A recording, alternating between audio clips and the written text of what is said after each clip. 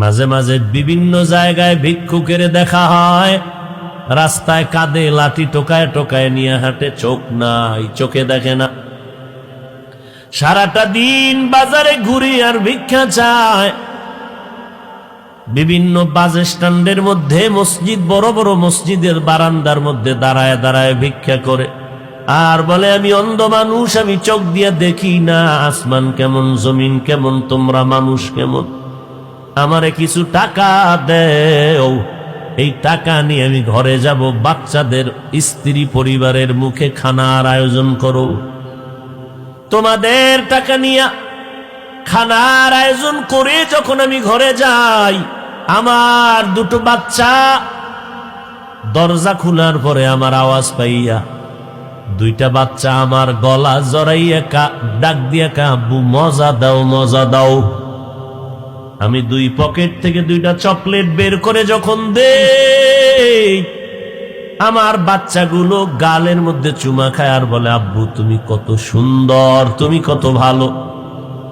আমি চোখের পানি ছেড়ে কান্দি, ও দয়ার মালিক, আমার বাচ্চাগুলো বলে আমি অনেক সুন্দর, কিন্তু আমার কপাল বড় খারাপ, আমি আজও পর্যন্ত দেখতে পারি না বাচ্চাগুলো আমার কেমন সুন্দর। তুমি আমারে অন্ধ বানাইছো, আল্লাহ তো তোমাকে অন্ধ বানাইতে পারতো, এর নিব খারাপ। আজকে সারাটা রাত যারা মোবাইলের দিয়ে তাকাইয়া তাকাইয়া গুনাহ করে করে করে করে রাত কাটাও, মুহাম্মদের উম্মত না হইলে তুই রাতের মধ্যে দেখতি, ফজরের পরে তুই অন্ধ হয়ে গেছো। আমার মাওলা রাতের মধ্যে তোরে গজবে ধ্বংস করত, কেন করে না? তুই মুহাম্মদের উম্মত হয়ে বেঁচে গেছো। তবে পরকালের জুতার বাড়ি রেডি আছে, তওবা যদি না করো, লজ্জা না থাকলেই তো করতে পারো যে একবারও যদি চিন্তা করতি, যেই চোখ দিয়া বেগানার দিকে তাকাই, যেই চক্ষু দিয়া আমি গুনার কাজ করি, যেই চক্ষু দিয়া আমি নর্তকীর চেহারা দেখি, আল্লাহ যদি আমারে অন্ধ বানাইতেন আমি কেমনে দেখতাম? যেই হাত দিয়ে আমি জুলুম করি, আল্লাহ যদি আমার হাত না দিতেন কেমনে করতাম? যেই জিহ্বা নাড়াইয়া গালাগালি করি, যদি আমার জবান বন্ধ হয়ে যাইতো আমি কেমনে গালি দিতাম?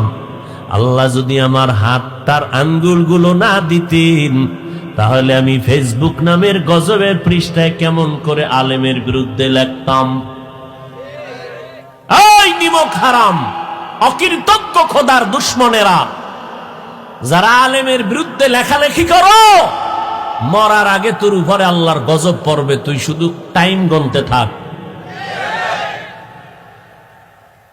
এই জমিনে আল্লাহ প্রমাণ যে আলেমের বিরুদ্ধে যাবে, এটাই তার নমুনা, ওর উপরে আল্লাহর অভিশাপ। ও আল্লাহ পাকের গজবের মধ্যে বান্দাদের একটা বান্দা যে আলেমের বিরুদ্ধে যায়। আর কারো বিরুদ্ধে লেখার সময় পাইলে না, লেখালেখি করো আলেমের বিরুদ্ধে, ইমামের বিরুদ্ধে, হুজুরের বিরুদ্ধে, কোরআনের বিরুদ্ধে, মাদ্রাসার বিরুদ্ধে। আল্লাহ হেদায়েত দান করুন। নেয়ামতের শুকর আদায় করো। আল্লাহ 5টা আঙ্গুল দিছেন, এক একটা আঙ্গুলে 4টা করে দাগ দিয়া দিলেন তসবিহ। বান্দা নামাজ পড়বি 5 বেলার, নামাজের সালামটা ফিরাইয়া মাত্র 2 মিনিট লাগবে। 33 বার সুবহানাল্লাহ পড়বি, ডান হাতের আঙ্গুলের কর গুনে গুনে সুবহানাল্লাহ সুবহানাল্লাহ। 33 বার আলহামদুলিল্লাহ পড়বি, 34 বার আল্লাহু আকবার পড়বি, ডান হাতের হক আদায় হয়ে যাবে। আল্লাহ 2টা চক্ষু দিছেন নাপাক দেখার জন্য না, বেগানাতে তাকাইয়া জিনার গুনাহ করার জন্য দেয় নাই।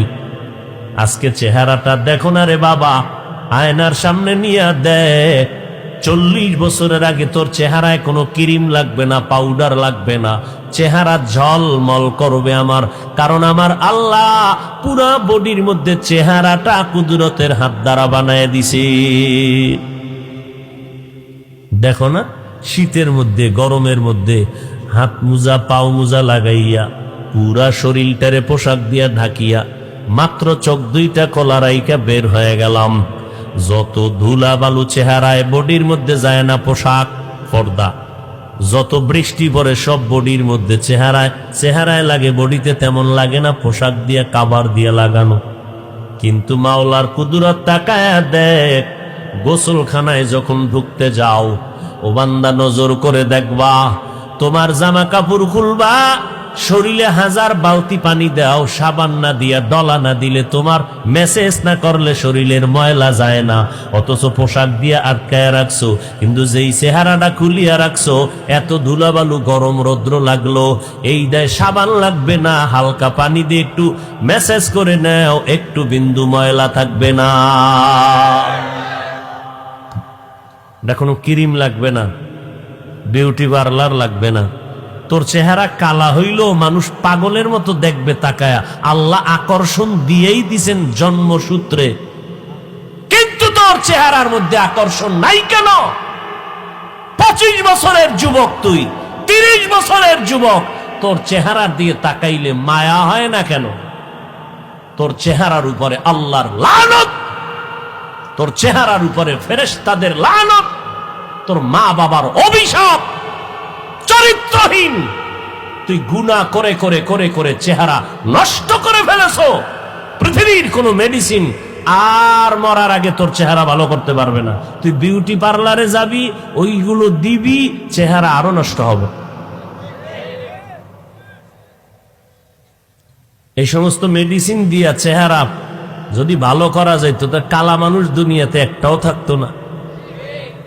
থাকতো? বরং ওই সমস্ত আল